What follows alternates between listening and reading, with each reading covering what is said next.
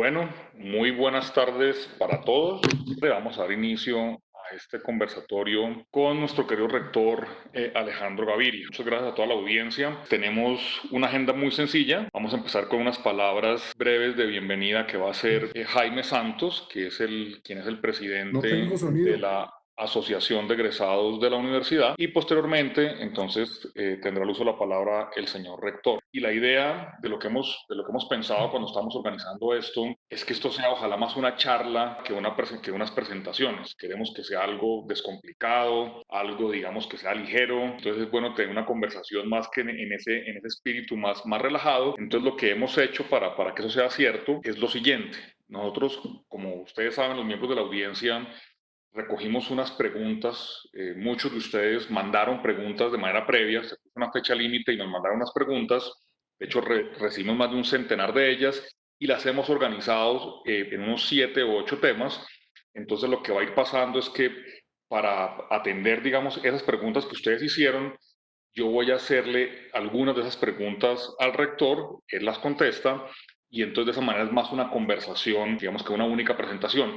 Adicionalmente, tenemos dispuesto el chat. Adriana Díaz, que es nuestra jefe de construcción de comunidad en la universidad, ella va a estar pendiente del chat. Quienes no hayan mandado las preguntas previamente, pues las pueden hacer ahora. Entonces, si quieren, desde este inicio, de este momento, pueden ir haciendo las preguntas en el chat.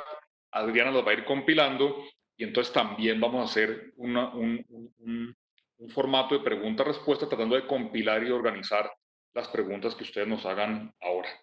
Entonces, sin más, yo con eso entonces reitero nuevamente el agradecimiento a todos ustedes, por supuesto al rector y a Jaime.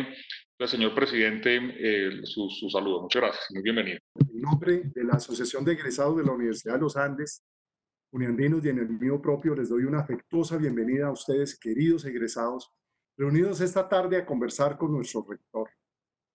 Extendemos nuestro saludo y sentido de agradecimiento al equipo interdisciplinario de la universidad que está haciendo frente a la crisis sanitaria que afecta a nuestra sociedad, el coronavirus COVID-19. Como asociación, estamos unidos a los esfuerzos de investigación que está haciendo nuestra universidad con el proyecto COVID, apelando al valor de la solidaridad que implica en todo sentido de la palabra responsabilidad social, cazar y detener esta pandemia en beneficio de todo un país para mantener nuestra vida. Nuestra universidad, desde su fundación, en relativamente pocos años, ha construido reconocimiento y liderazgo mundial basado en la excelencia, ese valor fundamental, reconocida globalmente por la alta calidad de sus programas académicos y el buen desempeño de nosotros como egresados, toda vez que una universidad se reconoce y se valida por sus experiencias. Quiero traer a la memoria unas palabras de un expresidente de nuestra querida asociación que decía, abro comillas, nada pregona más la grandeza de una institución educativa que la gratitud perenne de sus egresados. Que viene esta frase como anillo al dedo para significar que hoy en día esa gratitud debe ir siempre y necesariamente acompañada de muchas y variadas responsabilidades que nos invitan a los egresados a agradecer lo que la universidad nos ha dado. Es así como coincide nuestra posición con los más altos designios de nuestra alma mater, reconocida como la mejor de Colombia y entre las mejores del mundo. Y es en este sentido que Uniandinos mantiene ese altísimo prestigio que ha logrado alcanzar en la sociedad, trabajando de manera consistente con el compromiso ético de todo exalumno, enalteciendo el valor de la integridad y el deber ser. La asociación está orientada a un profundo y responsable camino de consolidación dentro de los más altos estándares de innovación, calidad y responsabilidad, gracias al trabajo de varios líderes de diferentes generaciones de egresados que han llevado esta bandera. En el último Congreso Uniandino, reflexionábamos de la mano de la universidad sobre nuestra máxima aspiración institucional, abro comillas, unidos por nuestra identidad, inspiramos un mejor futuro, la cual adoptamos como una característica imprescindible de ser uniandinos, motivados por construir efectivamente un mejor futuro que nos invite a reflexionar sobre el papel del uniandino para lograr una sociedad más justa y equitativa. Nuestro propósito, servir con pasión conectando sueños uniandinos, refleja nuestra voluntad de servir y trabajar denodadamente por la asociación en un ambiente de armonía, unidad y solidaridad, como espejo del espíritu de los egresados uniandinos. Nuestro faro ha sido permanentemente el de actuar más allá del deber en pro del permanente beneficio y engrandecimiento de los uniandinos. Por esto y mucho más, Donde vive un egresado, cualquiera sea el lugar del planeta en que esté, estaremos acompañándolo a él y a su familia, ofreciéndole acceso a nuestros servicios con el uso de tecnologías avanzadas, consolidando así una red de uniandinos en el mundo. En medio de la actual situación, Uniandinos no se detiene. Es una asociación que apoya a su comunidad conformada por más de 14.000 afiliados y 30.000 usuarios, brindando servicios que traducen en bienestar y ahorro, generando múltiples experiencias apoyadas en tecnología para facilitar la interconexión con muchos actores dentro y fuera de la asociación, para estar actualizados, promover iniciativas de impacto al país y compartir momentos profesionales, culturales, intelectuales y recreativos, todo bajo un ambiente familiar exclusivo de compañerismo entre los uniantes. Para finalizar, expresamos un especial agradecimiento a nuestras familias, a los egresados por participar en este conversatorio con nuestro querido rector, a Eduardo Berens por su moderación, a la administración de la asociación por su trabajo y por supuesto a todas aquellas personas que han hecho posible poner en escena este espacio para nuestros egresados. Termino con una frase que construye comunidad y la relación uniandes-uniandinos. Abro comillas. Ser egresado de la Universidad de los Andes es un privilegio. Ser miembro de la asociación es un deber de todo uniandino. Damos inicio ya al conversatorio dando paso a nuestro rector Alejandro. Sean todos bienvenidos. Cuídense mucho en casa, donde quiera que estén en compañía de sus familias. Muchas gracias. Muchas gracias, Jaime. Rector, le cuento que ya tenemos cerca de 600 personas conectadas. Creo que acabo de recibir, Eduardo, con las buenas tardes a todos, el dato aquí por el interno, como dicen, 790. Entonces, muchas gracias a todos, muchas gracias por la presencia, muchas gracias por el interés en esta charla, que es una forma de acercar la universidad a su comunidad. Todos somos uniandinos quienes estamos aquí.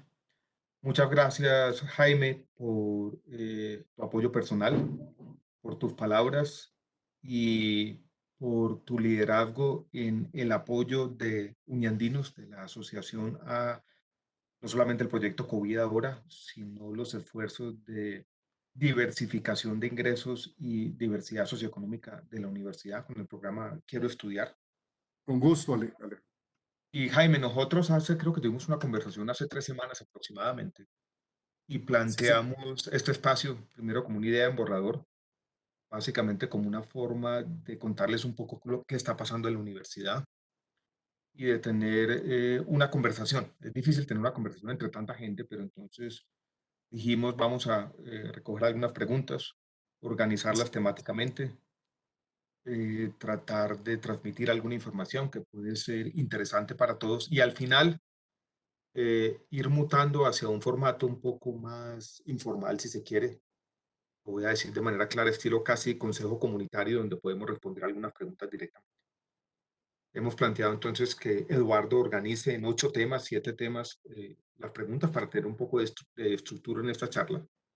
Y podemos empezar, Eduardo, a entrar en materia con las buenas tardes a todos. También saludo a Adriana, que nos ha ayudado en toda la parte logística de esta reunión, que esperamos sea de interés para todos. Queremos conversar un poquito sobre lo que está pasando en la universidad, cómo la universidad está respondiendo a esta crisis.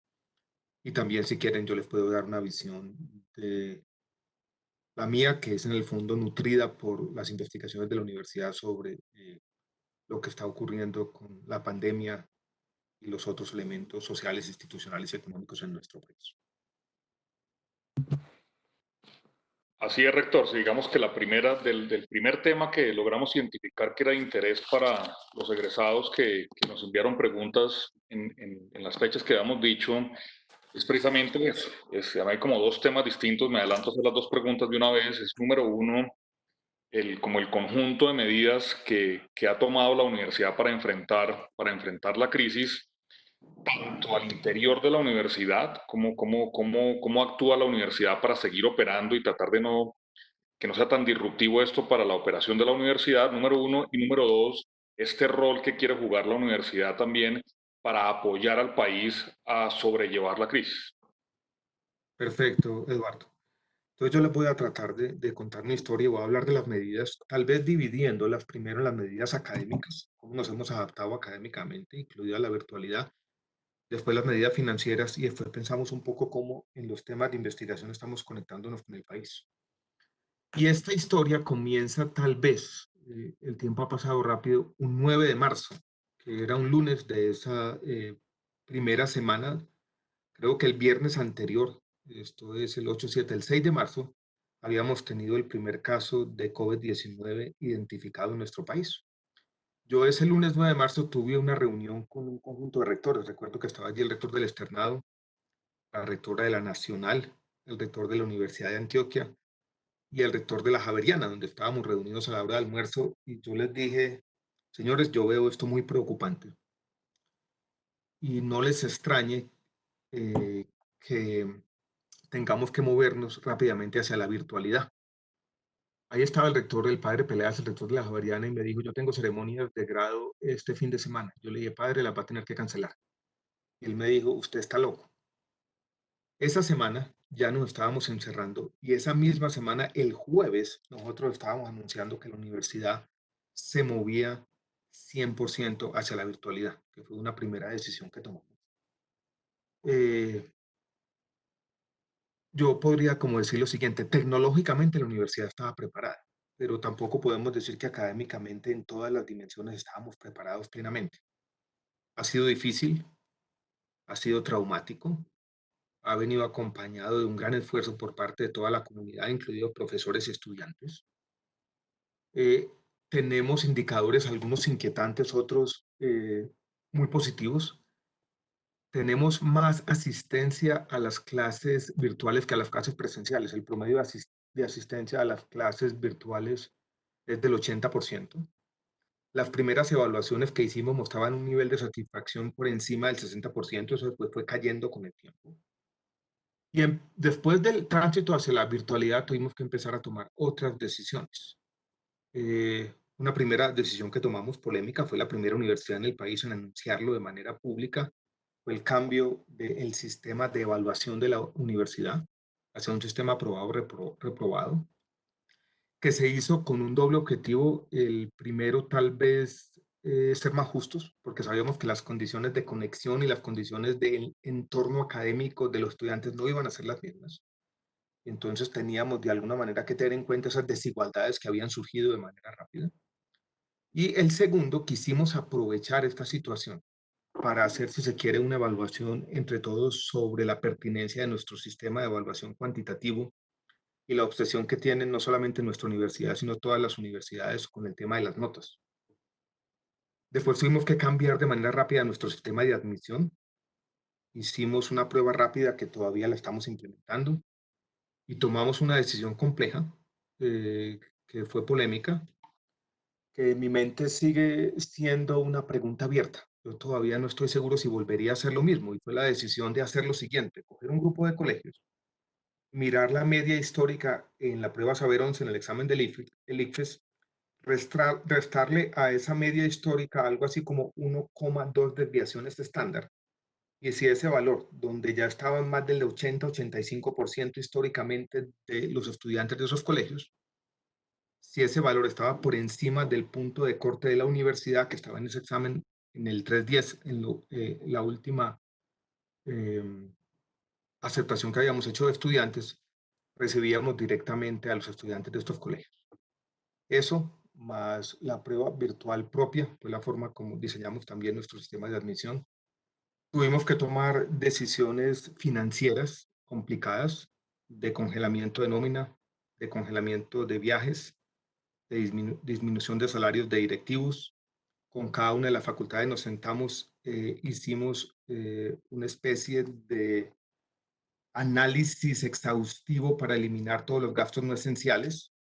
Hoy en día estamos viendo que la universidad puede terminar financieramente en una situación eh, más o menos manejable. Bueno, suspendimos al mismo tiempo todos los proyectos de infraestructura. Yo creo que vamos a terminar con un déficit cercano a los 20.000, 30.000 millones de pesos.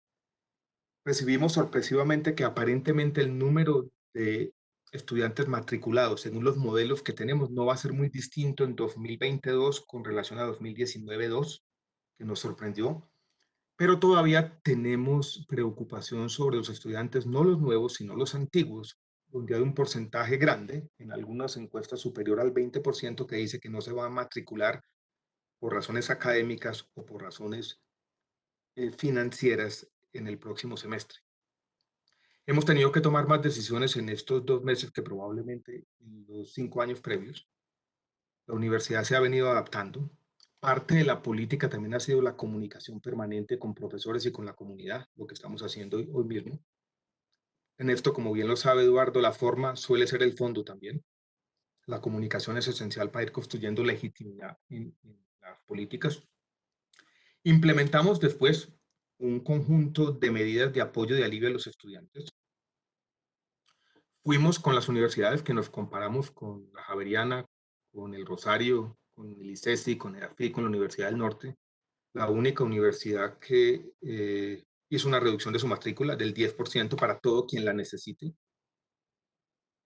Fortalecer las becas que no van a disminuir, para fortalecer lo que en la universidad se llama el FOPRE, que es muy importante para mantener a nuestros estudiantes que tienen problemas financieros o que necesitan algún tipo de apoyo, incluso para su sostenimiento. Ninguno de esos programas los vamos a recortar. Tomamos una decisión sin precedentes que llamó la atención al país y es, en esta coyuntura, mandar un mensaje de tranquilidad a nuestra comunidad, y todos los contratos de la Universidad de los Andes que eran a término de un año se van a pasar el semestre entrante a término indefinido, para darle una seguridad a toda la comunidad que este no va a ser un ajuste que se haga en contra de la gente, sino todo lo contrario. Dicen que se fue la voz, algunos veo por aquí, ¿me oyen? Sí, señor, ya volvió. Fue un lapsus ¿Ya volvió? pequeño. Ah, Bien bueno, pueda, señor. perfecto, perfecto. Entonces, esas son como el conjunto de medidas, Eduardo y Jaime, que hemos tomado para seguir manteniendo el equilibrio financiero y de alguna manera seguir respondiendo a lo que somos. Yo digo que los momentos de crisis son los momentos donde las instituciones tienen que apegarse a sus principios. Son los momentos donde verdaderamente las instituciones muestran lo que son. Son los momentos donde ese principio de solidaridad, integridad y apego a la excelencia y de la libertad, si se quiere también, son fundamentales. Yo he querido sumarle a esos principios un principio que yo lo llamo rolsiano también, de protección a los más vulnerables, donde tenemos que estar. Y ahí estamos. Entonces, tratando de, yo digo que yo tengo una doble responsabilidad al mismo tiempo. Bueno, aquí me preguntan lo de la matrícula. A todos los estudiantes que simplemente llenen un pequeño formato de necesidad, un formato que tiene, digan, estos son los ingresos de mi familia, esta es la razón por la cual yo estoy solicitando el descuento del 10%, sin pedirle ninguna prueba, sin irle a decir, señor, usted me tiene que mostrar la carta de despido de la empresa de su papá, o me tiene que traer un estado financiero del negocio para mostrarme que los ingresos del hogar efectivamente se disminuyeron. Operando en una relación de plena confianza, simplemente el estudiante tiene que ir, llenar ese papelito y se va a dar un descuento del 10%, que llamamos bono solidario, para la matrícula del segundo semestre del año entrante. El descuento del 10% aplica para todos los programas de maestría y para todos los programas de especialización, no solamente para los programas de pregrado. Yo creo que es importante decirlo así. Los créditos que señalé hace un rato también aplican para los programas de posgrado, a los créditos de rescate. Incluso hemos tenido, paradójicamente, más peticiones de ayudas en los programas de posgrado que en los mismos programas de pregrado. Eso en lo que tiene que ver entonces con las medidas. Si quiere, Eduardo, tú vas mirando y si hay algunas preguntas puntuales o específicas, las podemos ir respondiendo una a una. Y yo quiero contarles de otro lado que la universidad en esta coyuntura ha estado respondiéndole al país. A mí me gusta decir que la universidad no está cerrada, la universidad está abierta y está conectada con la sociedad. Los invito a todos, puedo incluso escribirla por aquí mientras estoy hablando, a que visiten la página de la universidad, que compila todas las investigaciones que han hecho todas nuestras facultades desde las diferentes dimensiones del saber y del conocimiento y de la creación a la coyuntura del COVID-19. Ahí está, es www.uniandes.edu.co COVID-19. Ahí hemos compilado decenas de investigaciones sobre las dimensiones económicas, sociales, de diseño, de epidemiología, de salud. Hoy, por ejemplo, vamos a presentar, lo publicamos esta noche, un nuevo modelo que simula la coyuntura actual en Bogotá, incluso teniendo en cuenta las rutas del transporte público, la ubicación territorial o geográfica de colegios y universidades, dando unas recomendaciones específicas sobre cómo hacer ese manejo en esta coyuntura. La universidad fue la primera que llamó la atención sobre los efectos sociales, haciendo tal vez los cálculos más precisos que se han hecho en el país, mostrando cómo la pobreza podría reducirse en 15 puntos, la pobreza podría aumentar, perdón, en 15 puntos porcentuales, y podríamos tener más de 7 millones de empleos destruidos. Y el proyecto Covida, que es un proyecto de vigilancia activa que busca de alguna manera em, en grupos de población vulnerable, que uno pueda testear o hacer pruebas de manera aleatoria, tratar de identificar a aquellos que son los supertransmisores, porque esta epidemia tiene una forma de propagación muy particular, donde el 10% de los contagiados explica más del 80% de los contagios. Y si uno logra aislar esos supertransmitidores desde el comienzo, esa tal vez es la estrategia clave de contención, que no va a poder seguir haciéndose con confinamientos o cuarentenas permanentes. Ya sabemos que hay un desgaste en la población, que los efectos sociales son muy grandes y que no solamente Colombia, sino todo el mundo está explorando alternativas. Vamos a trabajar con Rappi, vamos a trabajar con Cabify, vamos a trabajar con varios hospitales, vamos a trabajar con Transmilenio, vamos a trabajar con el ejército también, creo, Eduardo, que se firmó un convenio recientemente. Sí, señor, estamos con eso también. La universidad decidió muy tempranamente, casi que haciendo un tema arriesgado porque no teníamos el financiamiento pleno, haciendo una recomposición de los fondos de inversión que íbamos a comprar 100.000 pruebas. Íbamos a volvernos expertos no solamente en hacer las pruebas en el laboratorio, sino en desplegar esta estrategia de vigilancia activa en el territorio.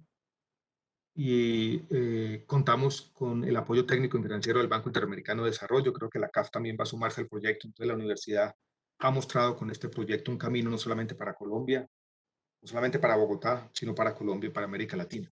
Entonces la universidad está abierta, está conectada con el país, está aportándole conocimiento, ponderación, razón a esta situación, donde básicamente alguien dijo recientemente que este es el momento del conocimiento y es sin duda el momento donde tenemos que estar aportándole conocimiento a la sociedad. Esa página que les mostré ahora ha tenido más de 700.000 vistas en los últimos 2 meses, mostrando que estamos básicamente en el debate público, aportando al diseño de medidas y aportando a la discusión que tienen que tener los diferentes estamentos de la sociedad de cómo reaccionar y adaptarnos a esta crisis que no nos imaginábamos hace apenas 8 semanas. Rector, Eduardo, ¿qué ha recogido usted por ahí? sí, señor, hay varias, digamos que algunas que venían de antes y que han sido repetitivas de algunas de las que han mandado ahora. También se las junto en dos. Una es las que reflejan la preocupación sobre qué pasa con las becas, qué pasa con las becas en esta coyuntura, y lo mismo qué pasa con los objetivos y las maneras de diversificar ingresos en una coyuntura pues, que es difícil para todos los sectores. Las becas de Quiero Estudiar van a ser las mismas que se dieron en el mismo periodo del año pasado. Incluso todavía no hemos tenido la reunión para otorgar las becas, dependiendo del resultado de la prueba virtual. Si tenemos la oportunidad de dar más becas, esto es, Eduardo sabe que yo tengo esta teoría que el costo marginal de una beca adicional es cero. O sea, si nosotros ya tenemos en facultades posibilidad de incluso duplicar nuestras becas, así lo haremos. Entonces, este no es el momento para disminuir las becas, sino todo lo contrario. Entonces, las becas ahí van a estar. La otra pregunta era... Diversificación de ingresos en esta Bueno, coyuntura. la diversificación de ingresos de la universidad es una tarea compleja y es una tarea que tiene, dijéramos, 4 dimensiones que uno podría identificar rápidamente. Una en la que está trabajando Eduardo, lo que llamamos servicios auxiliares. La universidad ha sido tímida en eso, en los concesionarios, en las ventas que podemos hacer en el campus, en los almacenes que tienen las diferentes universidades en el campus. Ahí tenemos una estrategia que está por ahora detenida como tiene que estar. Hay una parte de la diversificación de ingresos que tiene que ver con productos financieros, que está en este momento consolidándose, aunque no es el momento para desplegarla tampoco. Hay otra parte que tiene que ver con los proyectos que hacen nuestros estudiantes y profesores que pueden tener alguna rentabilidad y donde la universidad está pensando en tener un fondo con algún capital de riesgo para hacer eso. Eso sigue su camino. Y está la otra estrategia de diversificación de ingresos asociada más a la educación continua y demás. En educación continua y en cursos de idiomas, por ejemplo, donde teníamos una estrategia relativamente ambiciosa, hemos tenido que disminuir nuestras proyecciones por razones obvias. Pero yo quisiera hacer un pequeño comentario sobre la estrategia de diversificación de ingresos hacia el futuro. Yo veo que hay un cambio de la conversación de la educación superior y las universidades en todo el mundo, donde en Estados Unidos, por ejemplo, las universidades parecidas a la Universidad de los Andes, esto de las universidades de élite que reciben decenas de miles de aplicaciones y de ellas escogen el 2% nomás, rechazan al 98% y cobran unas matrículas muy caras. Ese modelo de negocios absolutamente selectivo está cambiando. Y yo creo que la verdadera estrategia de diversificación de ingresos de la universidad viene de ampliar el alcance primero de nuestros programas de maestría y después de nuestros programas de pregrado. Y va a estar asociada seguramente en el futuro a la virtualidad. Y en eso quiero contarles que la universidad ha sido pionera. Firmamos un convenio, fue tal vez una de mis primeras acciones como rector con Coursera para tener las dos primeras maestrías virtuales, totalmente virtuales en español. Una sobre ingeniería de software y otra sobre analítica de datos. Y yo creo que lo que veremos probablemente en los próximos 3 o 4 o 5 años es una migración de muchos de nuestros programas de maestría primero hacia escenarios virtuales y una estrategia de la universidad deliberada para llegarle no solamente a mucha gente en Colombia que no podía tener acceso a esos programas, sino en toda América Latina, aprovechando el buen nombre, la reputación de la universidad y nuestras capacidades. Yo estoy hoy más convencido que siempre que la verdadera diversificación de ingresos de la universidad es aprovechar lo que somos, nuestro capital humano, nuestra esencia para salir un poco de los límites estrechos del campus y llegarle a mucha gente en Colombia y a mucha gente en América Latina. Allí está el futuro de la universidad.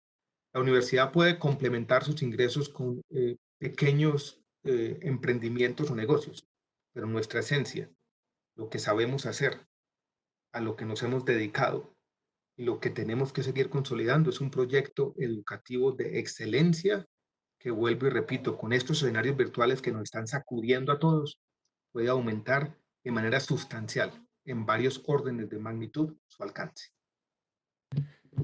Rector, dentro de las preguntas que hay sobre las becas, hay una insistencia de varios que es si se puede expandir un poquito la explicación más allá de lo que hacemos en Quiero Estudiar, lo que corresponde, por ejemplo, a los programas de Palante y también lo que tiene que ver con asistencias graduadas y posibilidades de financiación para posgrados.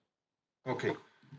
La universidad, además de Quiero Estudiar, el liderazgo de Eduardo, vale decir, ha venido poniendo en marcha una estrategia regional de buscar talentos en nuestro país donde las desigualdades regionales son tan grandes, un país que se podría describir de manera académica como todavía con ese modelo en el que llevamos más de 200 años de centro-periferia, de irnos a esa periferia del país, primero la región pacífica y después la región caribe, aprovechar esto para diversificar no solamente socioeconómicamente, sino regionalmente en nuestra universidad.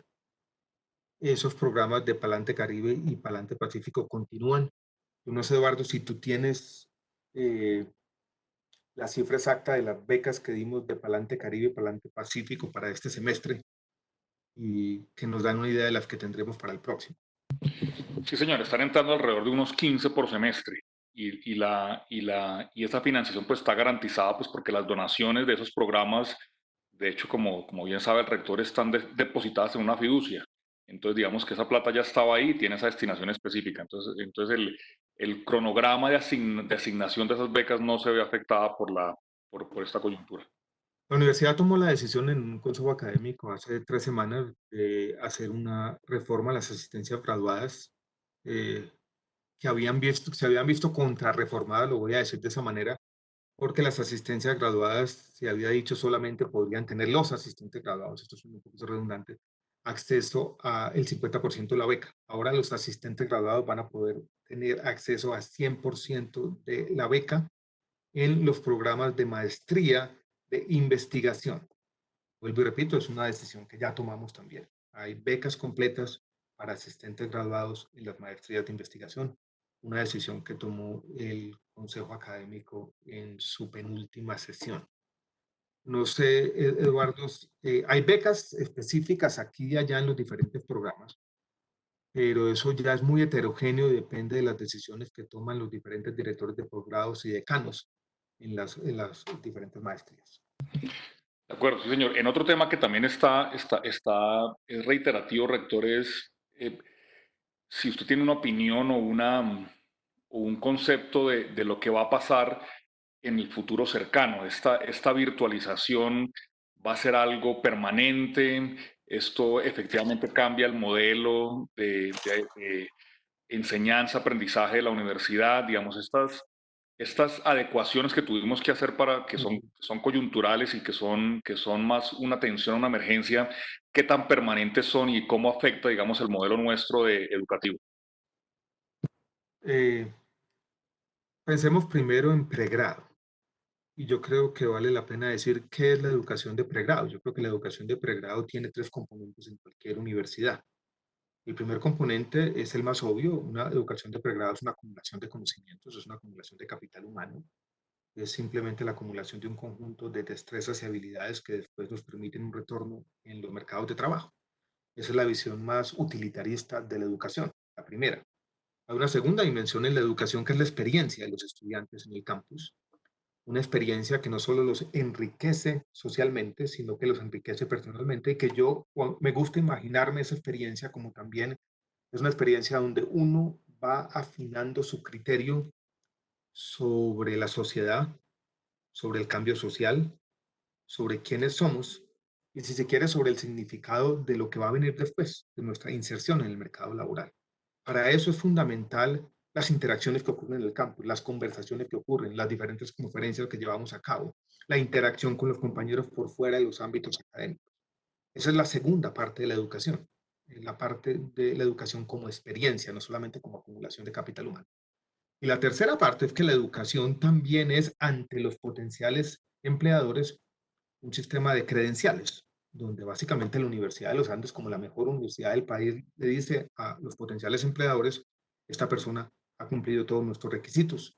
Y en eso la sociedad nos ha otorgado cierta confianza.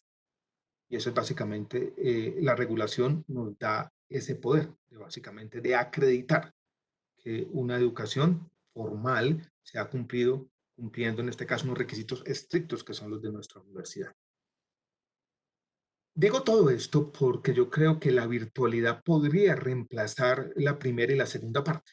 Y la tercera parte, la virtualidad puede decir, nosotros podemos acumular conocimientos en la virtualidad, hasta un 80%, hasta un 70%, no en todas las asignaturas prácticas. No es lo mismo en medicina que en filosofía. Hay laboratorios, hay talleres, hay prácticas en los hospitales que no pueden virtualizarse, pero uno podría decir la parte que tiene o que concierne a la acumulación de capital humano, una de esas partes se podrá virtualizar, la experiencia no. Y lo que nos están mostrando los estudiantes con las encuestas es que los estudiantes añoran la presencialidad, añoran la vida en el campus, añoran esa otra parte de la educación que yo quiero llamar la experiencia. Entonces yo no creo que en la educación de pregrado la universidad se vaya a mover hacia un entorno dominante virtual. Seguramente tendremos más virtualidad. Seguramente para quienes conozcan la universidad, los CBUs, algunos de ellos serán virtuales. Muchas de las materias serán más blended. Eh, Probablemente la vida en el campus no sea tan asidua como la que teníamos en el pasado, pero yo no creo que la educación virtual de pregrado vaya a ser la educación dominante, por lo menos no en la próxima década. En posgrado yo creo que el panorama es muy distinto.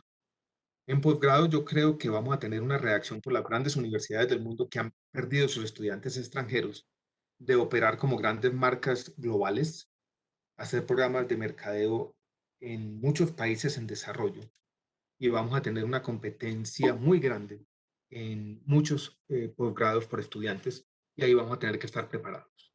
Tenemos de otro lado el tema de educación continua, donde yo creo que hay una gran oportunidad para la universidad también de aumentar su alcance, donde el tema de la virtualidad puede ser importante.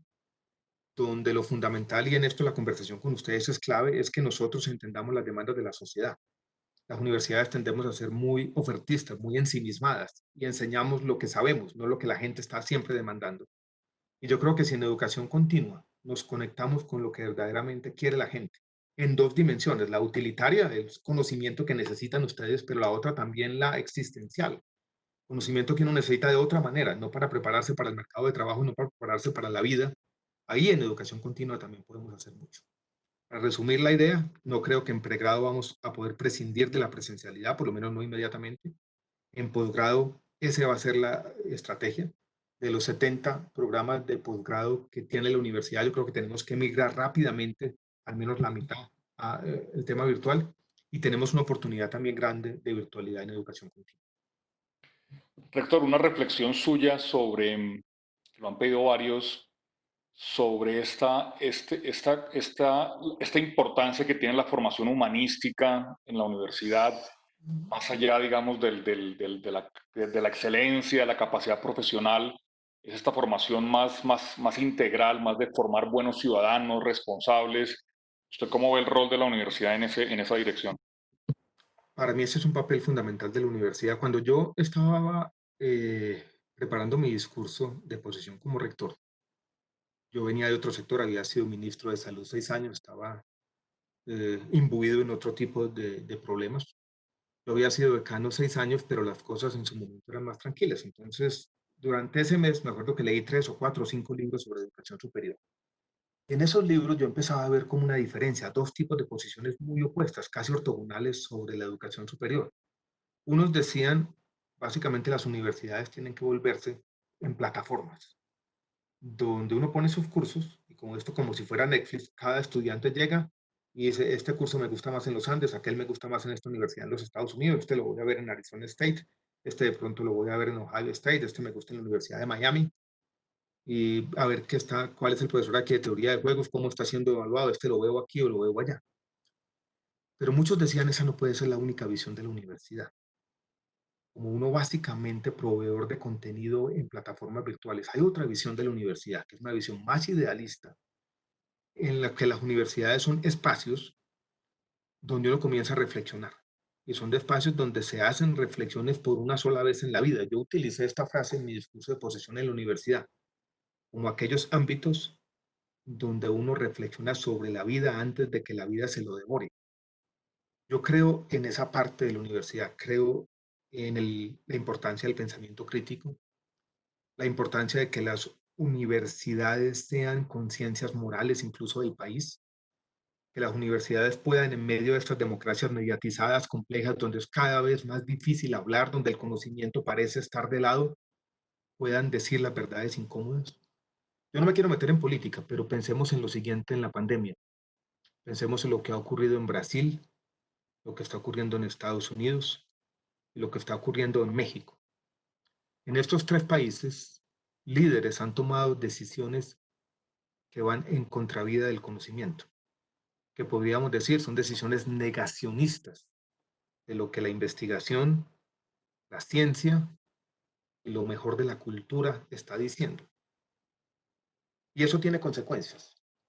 Y yo creo que dado eso, el papel que tienen que jugar las universidades en la sociedad es mayor. Yo creo que como universidad tenemos un desafío grande que yo lo quiero resumir en una sola palabra, conectarnos más con la sociedad.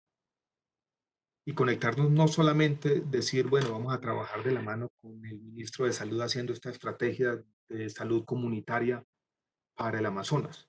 Es también conectarnos a los debates públicos, es por ejemplo llamar la atención sobre los desafíos que se ciernen sobre la sociedad en esta coyuntura, donde todos tenemos que reflexionar, por ejemplo, cuáles son los límites del papel del Estado. ¿Es la privacidad un bien fundamental? ¿Hasta qué punto vamos a entregar la privacidad por la salud pública? ¿Cuál es la posición de los diferentes académicos de la universidad? ¿Cómo participamos de manera ordenada en darle estructura a ese debate público? Ahí tenemos que estar. Yo creo que uno cuando termina la universidad y tiene 22, 23 años, de pronto lo que más valora es saber Excel o saber Python. Pero con el tiempo, ese residuo que va quedando, esas conversaciones, esa iluminación que tuve en una clase cuando un profesor me mostró cierta forma de mirar el mundo, esas ideas o verdades propias que nos ayudan a navegar el mundo y navegar la vida, son más importantes que siempre. Y yo creo que ese momento, cuando uno tiene 18, 19, 20, 21 años o después cuando quiere volver, uno llega a la universidad no solamente buscando saberes prácticos que tengan un efecto inmediato, sino en ese ideal, digámoslo así, de la vida examinada, que yo creo que es la vida que merece ser vivida, donde uno examina, razona y reflexiona sobre su profesión, sobre el papel que jugamos en la sociedad, sobre nuestra relación con los demás y sobre cómo conjuntamente, en una tarea siempre inacabada, podemos construir mejores sociedades. Bien, rector, contarle que tenemos ya unas 1.500 personas conectadas. Se me apagó mi cámara, me están diciendo por aquí que no me ven. No, yo sí lo Yo echando tanta carreta y de pronto hablándole aquí a una pantalla. No, señor, ahí es, bueno, y la cámara, pues, por lo menos en mi caso, la veo funcionando bien. Eso me pasó a ¿Cuántas mí, personas señor tenemos, rector, Eduardo, con la cámara. conectados? Tenemos unos 1.500 sumando lo que está en Webex y Facebook. Cambiando un tris de tema, Aquí rector. veo que Andrés dice por aquí, no sé si será, de esta idea, que yo quiero ser enfático, la necesidad que tenemos como universidades de conectarnos más con la sociedad en muchas dimensiones, de que nuestra investigación sea más pertinente. De alguna manera, hay un hecho paradójico que señaló un investigador chileno recientemente, Eduardo, y qué pena interrumpir, que me ha ocurrido a mí como investigador. Yo he publicado 3 libros de más o menos divulgación general, que en mi hoja de vida del CEVELAC son considerados literatura gris, que a mi carrera académica no le aportan nada. Esos libros han tenido cada uno probablemente decenas de miles de lectores. Mis artículos académicos, que son los que más suman en el CEVELAC, han tenido probablemente 5 o 6 lectores. Y eso es paradójico. Y yo creo que las universidades tienen que de alguna manera motivar más que todos, investigadores, profesores, estudiantes de doctorado, de maestría, nos ocupemos un poco más que me ha ocurrido a mí como ese mundo real, que es a veces más caótico, 3 libros, más desordenado, más o menos divulgación el mundo que mi hoja de vida, el tranquilo y sosegado que tenemos, motivar más que todo el campus universitario. Sí, no, iba a decir que de pronto en un cambio de tema, también una pregunta recurrente que también venía 1.400 personas tenemos, Eduardo, por aquí. Sí, señor. Otra pregunta recurrente que venía de antes es si tiene usted unas opiniones o algunos comentarios, alguna reflexión editorial sobre la forma como las autoridades nacionales y locales o las autoridades, digamos, encargadas de los temas de la pandemia, el manejo que le han dado. Si tiene una reflexión sobre eso, algunos comentarios al respecto. Yo no quisiera hacer como comentarios muy específicos, incluso por respeto, porque Fernando Ruiz, el ministro, trabajó conmigo y no hay nada más aburridor que un exministro pontificando ya cuando está por fuera. Y alguno de ustedes podría decir, bueno, ¿y por esto? Porque no aplico todo lo que sabe. Pero yo sí quiero plantear una idea sobre el momento que estamos viviendo. Yo creo que la cuarentena era más o menos inevitable cuando tomamos la decisión hace 2 meses largos. Pero en todo este proceso que ha pasado desde el día 1 de la cuarentena hasta ahora, yo creo que han pasado cosas suficientes para ir cambiando nuestra visión de lo que está ocurriendo. Y voy a mencionar 5 aspectos que yo creo que son importantes para todos. Primero, yo creo que los estimativos más recientes sobre lo que se llama la IFR, la Infection Fatality Rate, esto es qué porcentaje de quienes se infectan de COVID-19 mueren. Esa visión que teníamos primera, basada en la experiencia de Wuhan, de Italia, de España y los primeros días en Nueva York, de una infection fatality rate cercana al 1%, yo creo que ha venido cambiando. Y ha venido cambiando por 2 o 3 cosas. Primero, porque el manejo clínico de los pacientes ha mejorado. Segundo, porque las estrategias no farmacéuticas de contención también han mejorado y nos han dado más tiempo. Y tercero, porque sobre todo en los hospitales lo que ocurrió inicialmente fueron grandes infecciones nosocomiales, pacientes y médicos que contagiaban a los otros pacientes y que llevaron a una inflación del número de muertes en los primeros casos. Y yo creo que esa IFR hoy en día no es del 1%, sino está mucho más cercana al 0,5%. Ese es un primer dato que tenemos que tener en cuenta. El segundo dato que tenemos que tener en cuenta entre todos es que los efectos sociales de la cuarentena son evidentes. Colombia destruyó 5 millones de empleos en el mes de abril y todos sabemos que seguir por esa ruta es insostenible para la sociedad. Tercero, ya sabemos también que los efectos psicológicos, la fatiga que estamos teniendo todos, ha venido a cambiar y la tolerancia de la sociedad con una cuarentena extendida también cambió. Entonces yo diría lo siguiente, hoy en día las autoridades todas, y hablemos del distrito y hablemos de Colombia, tienen tal vez su mayor desafío, porque cerrar era fácil al comienzo, los argumentos para proteger la salud pública estaban ahí, nadie se iba a oponer en sus cabales a eso, pero ahora tenemos que empezar a decir, bueno, ¿y cómo es que vamos a abrir? Yo creo que necesariamente la sociedad tiene que recuperar su vitalidad económica. La sociedad tiene que empezar a tener un mayor contacto social. El daño que estamos haciendo, por ejemplo, a los niños que están por fuera de los colegios, en particular de los colegios públicos, es inmenso, inconmensurable y probablemente irreversible. Y yo creo que vamos a empezar a tener que responder un conjunto de preguntas difíciles, de que vamos a tener que asumir algún riesgo abriendo la educación, vamos a tener que asumir algún riesgo abriendo la economía. Y esas preguntas no son fáciles porque involucran necesariamente consideraciones éticas. Entonces yo veo en el fondo que estamos en un punto de inflexión muy difícil donde la tentación es decir, bueno, cerremos otras 2 semanas, extendamos esto un poquito más e ir casi que procrastinando en las decisiones hoy en día cada vez más importantes de no ahondar una crisis social, psicológica, de salud mental que podría desestabilizar la sociedad. Entonces yo veo que estamos en un momento difícil. Mi posición personal, se los digo de manera franca, todo se ha cambiado un poco. Yo era al comienzo más fundamentalista en el tema de salud pública, que había que cerrar y teníamos que ser básicamente adoptar o poner en práctica una cuarentena sin grietas. Hoy en día también me preocupan las restricciones a las libertades individuales. Se lo voy a decir claramente, no estoy de acuerdo, por ejemplo, con esta obligación de inscribirse en una página para ir al mercado. Eh, Yo creo que la defensa no solamente de la salud pública como bien primordial, sino de otras dimensiones de la vida que incluyen también la calidad de vida es fundamental. No estoy de acuerdo con encerrar los niños, no estoy de acuerdo con encerrar los mayores de 70 años tampoco.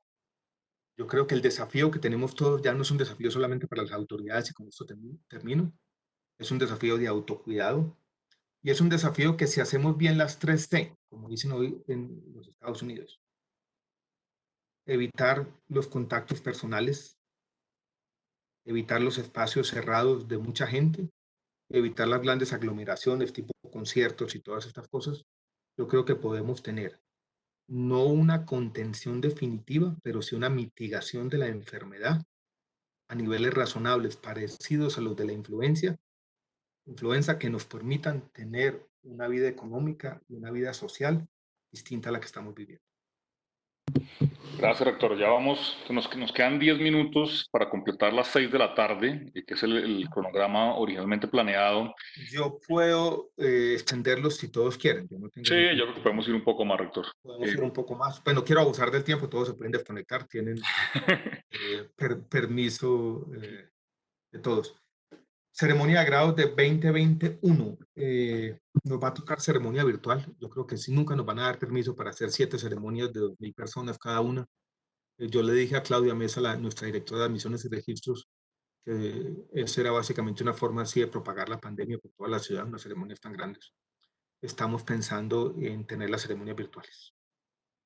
La anunciaremos prontamente.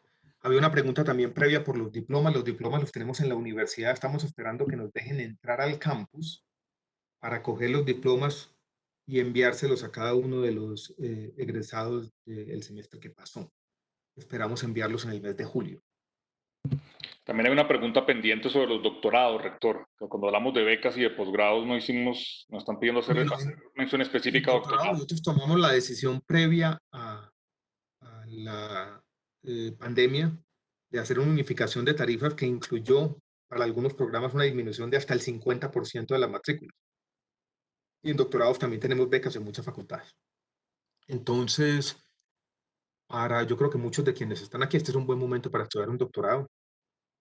Las condiciones del mercado laboral no van a mejorar mucho en los próximos días y semanas. Es un buen momento para quienes han venido aplazando la decisión. Las matrículas son del 50%, son el 50% de las que existían hace un año, y en muchas de las facultades existen becas y posibilidades de asistencia a graduados. Entonces, para quienes preguntan por doctorados y han venido cavilando desde hace tiempo esa idea, yo creo que este es un buen momento. Tiene una reflexión sobre... Aquí muchos desean tener un grado normal. Podríamos considerarlo. Yo entiendo la importancia de esa ceremonia.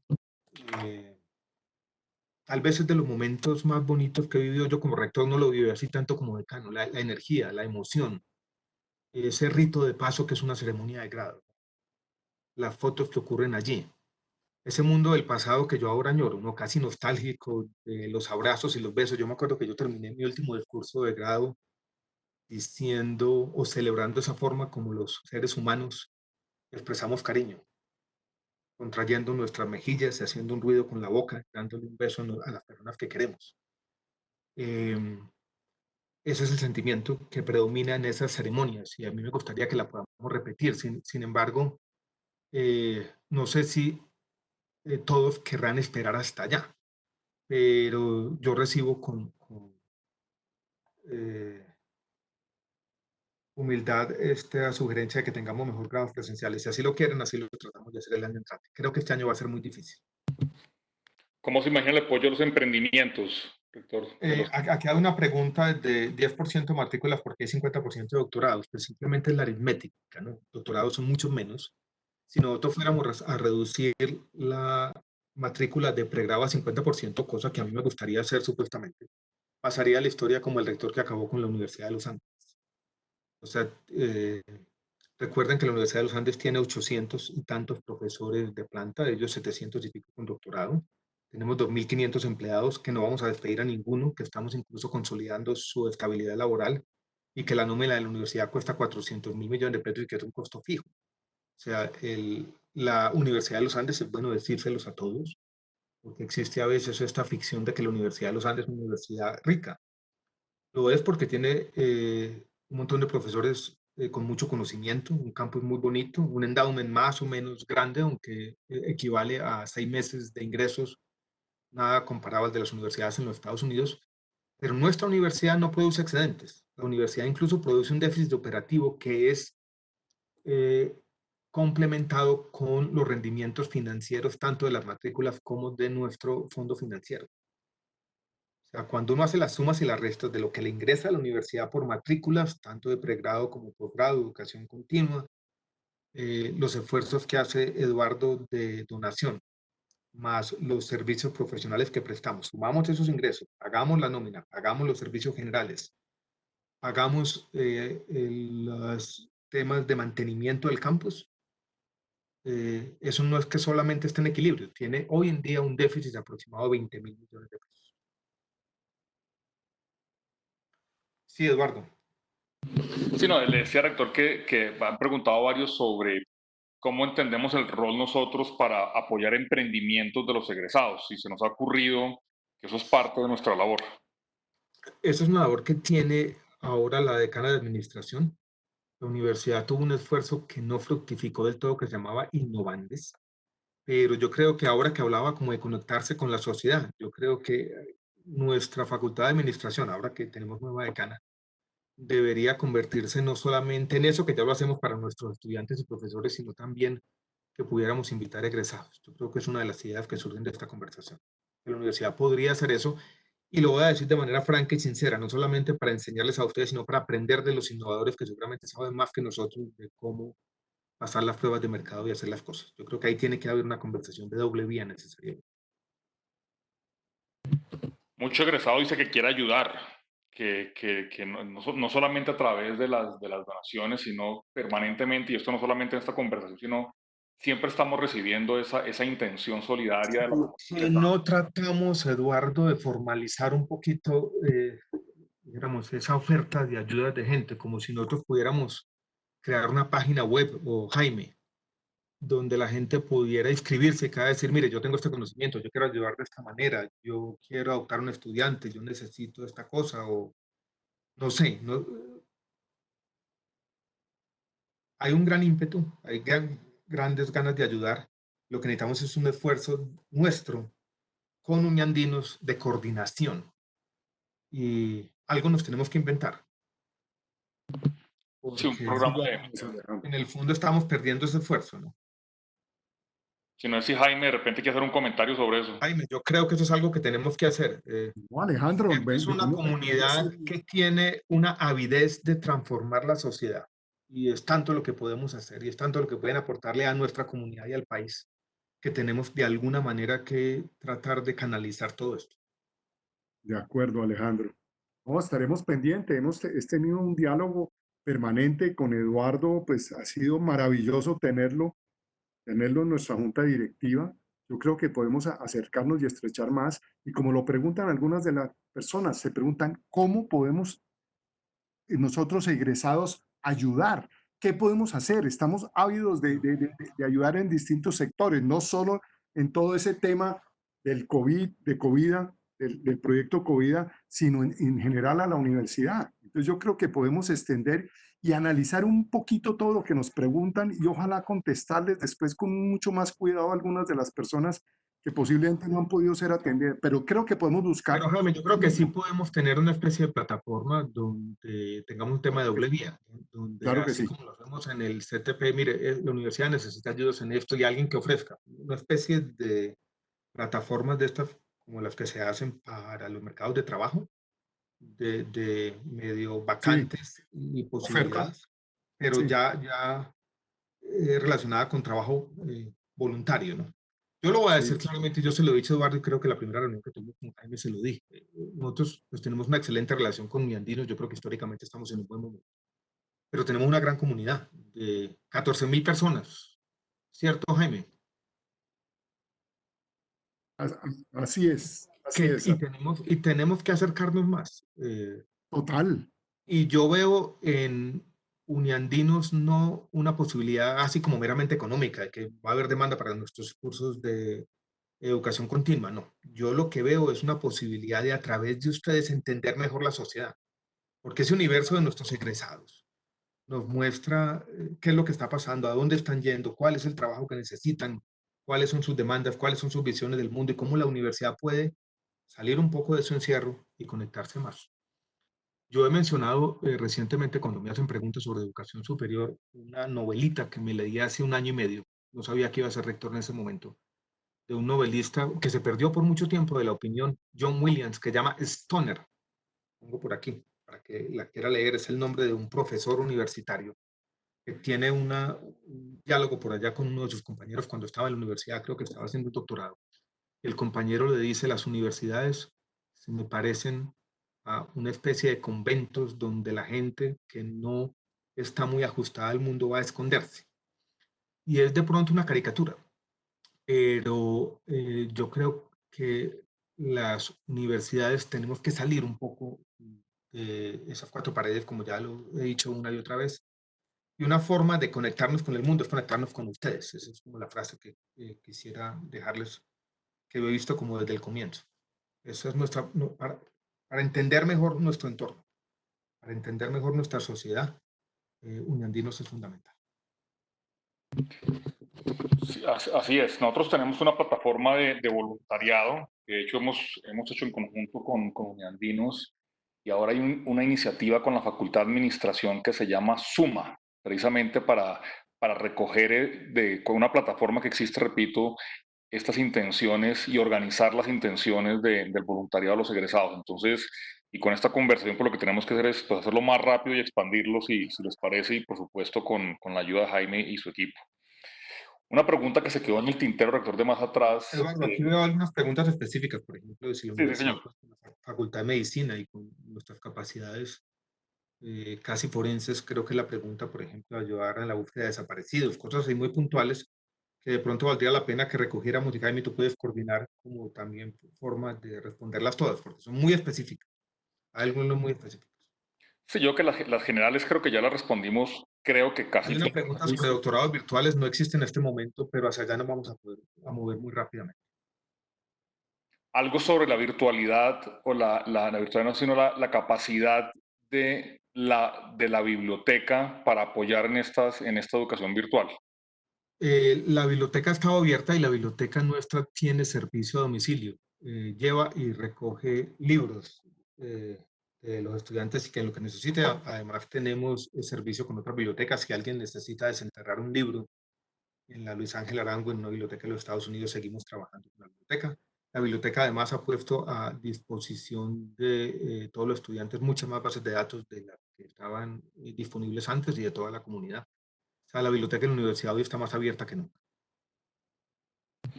Apoyo a regiones, rector.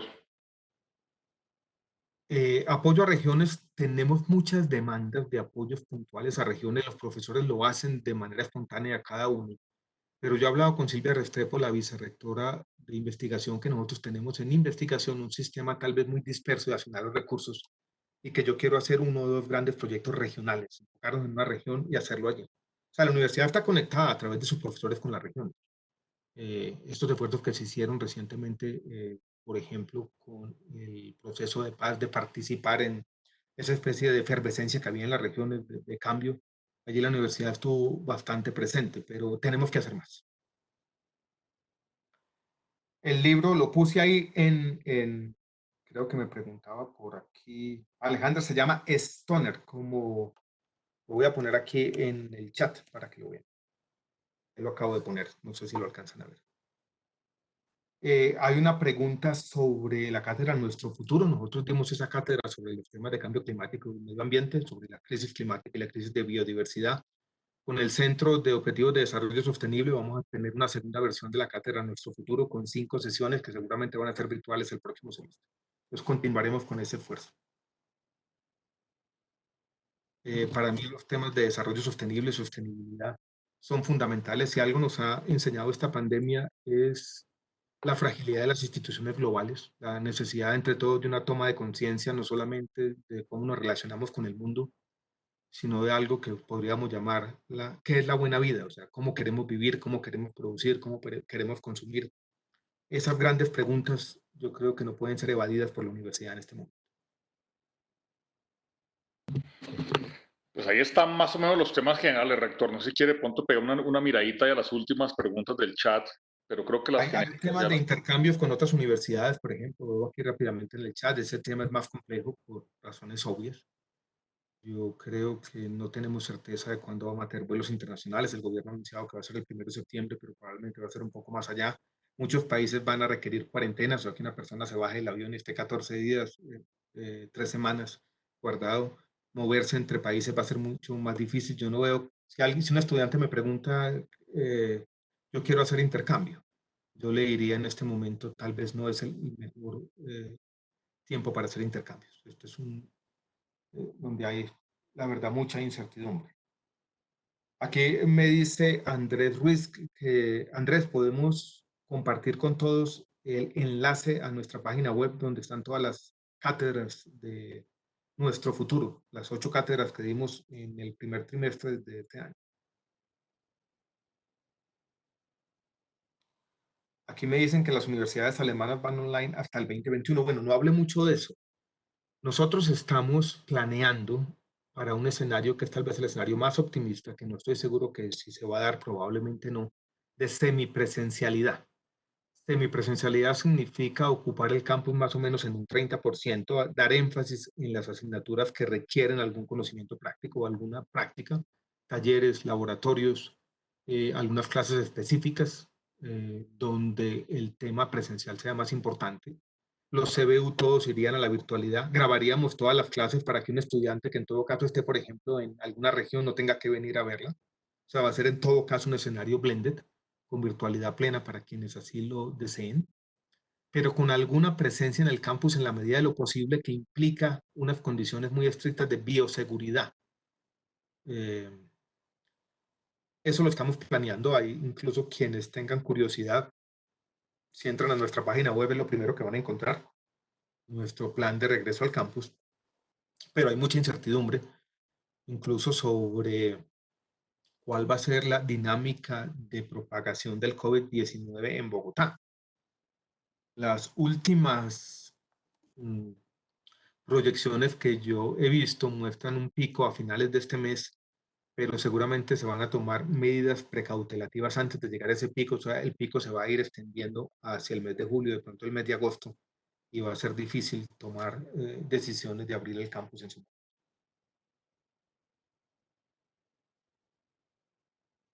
Me pregunta aquí Juan Carvajal que alargar el plazo para realizar cursos, certificarse en forma gratuita en Coursera. Aquí lo apunto, Juan, ojalá pudiéramos extenderlo. Voy a ver, cuenten con la buena voluntad para hacer eso.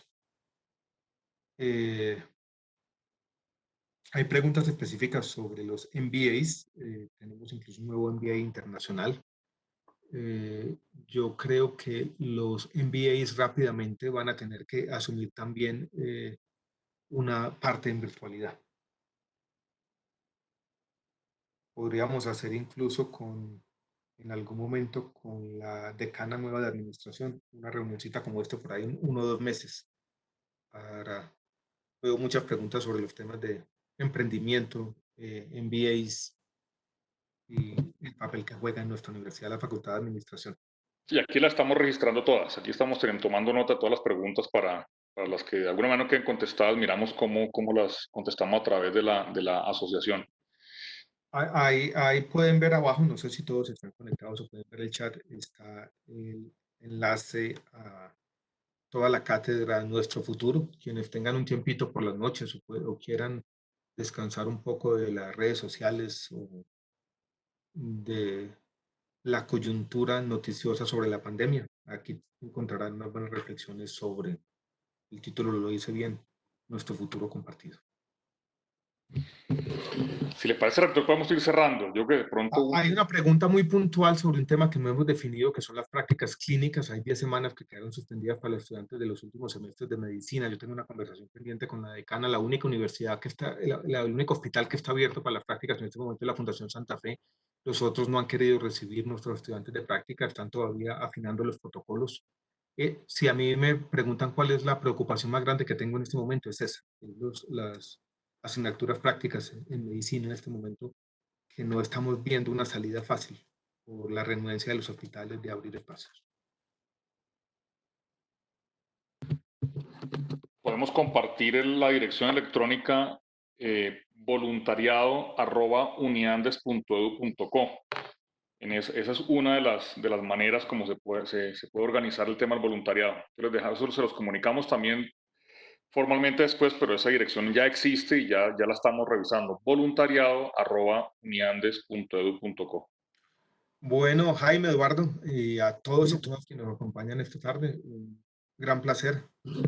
Es difícil el mundo virtual, funciona bien, tenemos esta capacidad de alcance, que es lo que decíamos ahora. Yo creo que nunca habíamos tenido, por lo menos no me había tocado a mí, Eduardo, una reunión con 400 egresados hablando 1 hora y media sobre asuntos de la universidad. Creo que es sui generis, ¿no? Eso es bueno, eso es un poco la magia de este mundo, las grandes paradojas de que en medio de una crisis tenemos más alcance y podemos hablar más. Pero añoro verlos, ¿no? En todo caso, añora uno ver las caras, saber quiénes son, quiénes están ahí. Pero en todo caso, un gran abrazo a todos. Gracias de nuevo por el apoyo. Recuerden que la universidad sigue más abierta que nunca. Ahí estamos todos y orgullosos uniandinos en todo caso. Ahí seguimos entre todos tratando de aportar. Así es, muchas gracias. Jaime, no sé si quieres decir algo. Un abrazo. Sí, esta oportunidad que nos ha dado la virtualidad es increíble.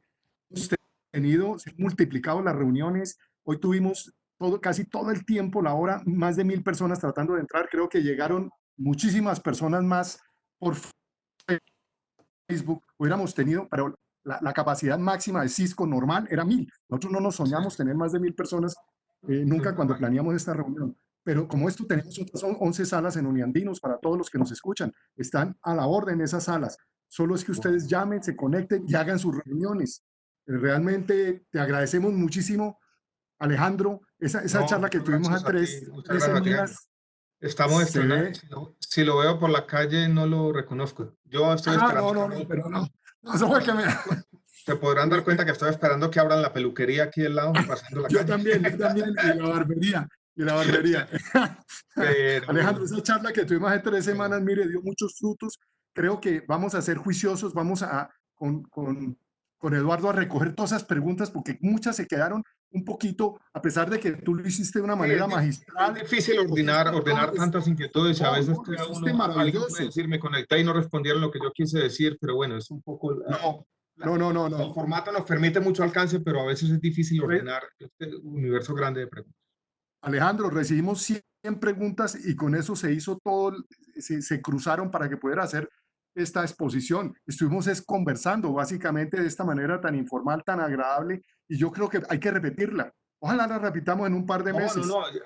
De esto estamos aprendiendo y esto nos va a transformar en algunas dimensiones que son positivas. Mucho. Y esta es una. Esto no, ¿por qué no habíamos hecho antes? No estaba como en el campo de nuestra imaginación que podíamos tener una charla con muchos de nuestros egresados de esta manera, dedicar un pedazo de una tarde.